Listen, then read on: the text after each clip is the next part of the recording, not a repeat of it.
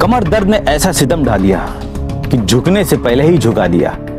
Ball उठाने गया था मैदान में, लेकिन कमर ऐसी लचकी तू पहुंच गया अस्पताल में।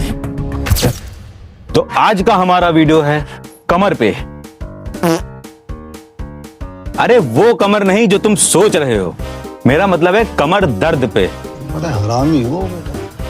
तो चलिए शुरू करते हैं। अस्सलाम वालेकुम दोस्तों, मेरा नाम डॉक्टर अहमद जावेद सिद्दीकी है। मैं पिछले 12-13 साल से गोंडा में प्रैक्टिस कर रहा हूँ। मैं एक ऑर्थोपेडिक सर्जन हूँ और मैं आज आपको, जैसा कि पहले भी वीडियो बना चुका हूँ, मैं आपको एक सीरीज़ ऑफ डिस्क्रिप्शन दूंगा जिसमें आज हम स्पाइन के बारे में कुछ छोटी मोटी बहुत यूजुअल सी और कॉमन सी यूज़फुल बातें करेंगे।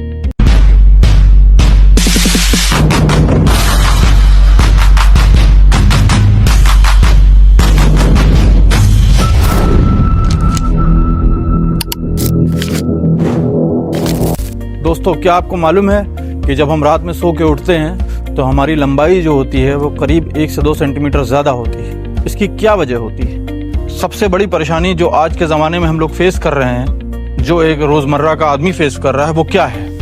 इन सब सवालों का जवाब मैं आपको दूंगा इंशाल्लाह। सबसे पहले देखते हैं कि हमें सबसे ज़्यादा प्रॉब्लम क्या फेस करनी पड़ती है अपने रोज़ाना की ज़िंदगी में।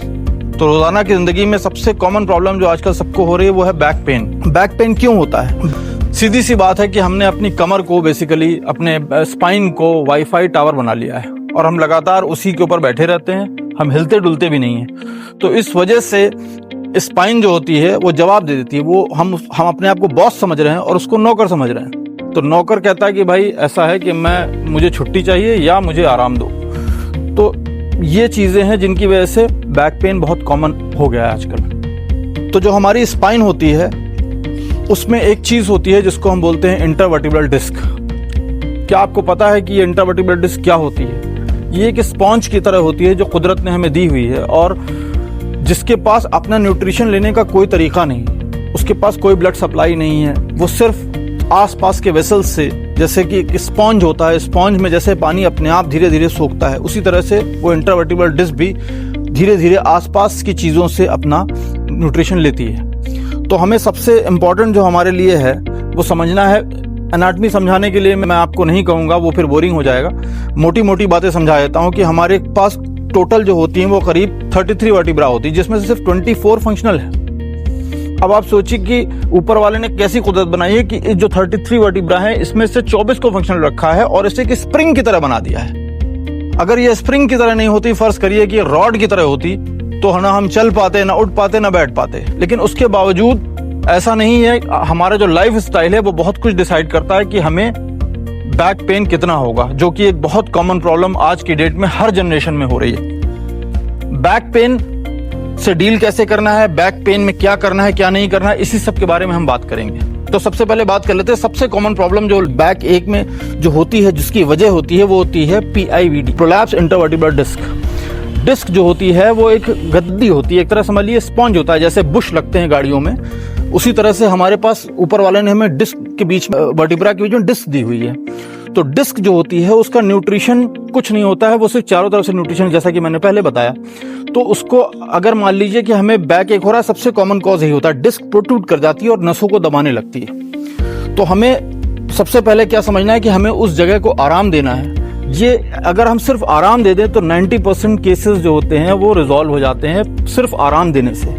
सिर्फ कंजर्वेटिव मैनेजमेंट यही है, कोई दवा की जरूरत नहीं, सिर्फ आपको उस जगह को आराम देने की। वो चिल्ला रहा है कि मुझे आराम दो, हम लोग हैं कि सुन ही नहीं रहे, हम कह रहे हैं नहीं ये तो दर्द नो पेन नो गेन। ऐसा नहीं है, नो पेन नो गेन कुछ जगह होता है लेकिन हर जगह नहीं होता है। और सबसे बड़ी बात है गलत तरीके से एक्सरसाइज करना भी। जिम की मेंबरशिप आपने ले लिया, आपने शो ऑफ में ज़्यादा वेट उठा लिया, वो भी एक कॉमन प्रॉब्लम है PIVD का, डिस्क प्रोलैप्स का। इसके अलावा बोन्स कमज़ोर हो गई हैं, आपका पेट बहुत ज़्यादा बाहर आ गया है, आपका पेट यूं है तो आपकी जाहिर सी बात है आपकी पीठ यूं भागेगी, तो उससे भी जो है स्पाइन वर्टिब्रा के बीच में डिस्क होती है, उस पर जोर पड़ता है और अल्टीमेटली जो 31 स्पाइनल नर्व्स हैं उनमें से कोई भी कंप्रेस हो जाती है। अब ब्यूटी देखिए कि कंप्रेस हो रही है यहाँ पे और दर्द हो रहा है वहाँ पे। तो ये अपने आप में एक कुदरत का निज़ाम है जिसको हमें समझने की ज़रूरत है। हम थोड़ा सा समझेंगे तो हमें काफ़ी कुछ फ़ायदा हो जाएगा और यही हमारे इस वीडियो का मोटिव है। तो दोस्तों मैं अब आपको कुछ टिप्स दूंगा बहुत मामूली सी टिप्स जिससे आपका बैक पेन काफ़ी हद तक ये प्रॉब्लम आपकी सॉल्व हो जाएगी।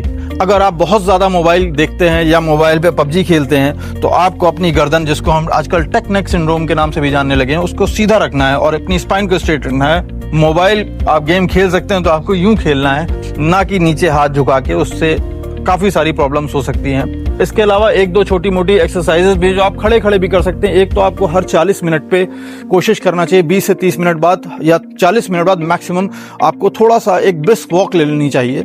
कॉफ़ी अगर आप पीते हो तो ब्लैक कॉफ़ी पीजिए, that is the best, because मैं भी वही पीता हूँ। और एक छोटी सी एक्सरसाइज जो अगर आप खड़े हैं तो आप जैसे मान लीजिए कि आप यूं खड़े हुए तो आपको हल्का सा हाथ ऊपर करना है अपना और हल्का सा अपने आप को अंगड़ाई लेनी है ताकि ये हल्का सा स्पाइन स्ट्रेच हो जाए। अगर आप बहुत देर तक बैठे रहते हैं तो स्ट्रेचिंग बहुत ज़रूरी है।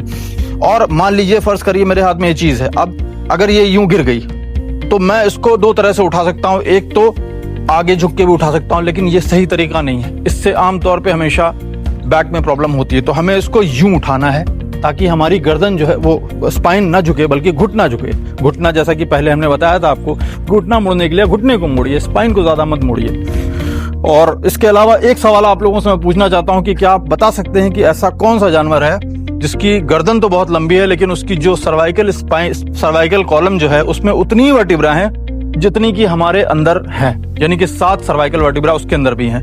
अगर आप और कोई आपकी प्रॉब्लम्स होती हैं, अगर आपको ये समझना है कि हम कैसे अपना बैक एक प्रिवेंट कर सकते हैं, कैसे अपना पोस्चर करेक्ट कर सकते हैं, कैसे अपना वेट सही रख सकते हैं और कैसे अपने आप को फिट रख सकते हैं, तो मेरा नंबर स्क्रीन पे फ्लैश हो रहा है। आप लोगों से चाहूँगा कि आप लोग मुझसे कांटेक्ट करें और मुझसे आके भी मिल सकते हैं, जैसा कि और नीचे हमारा डिस्क्रिप्शन में दिया हुआ है। और बाकी जो है कोई क्वेरीज हो प्लीज़ डू कॉन्टैक्ट मी।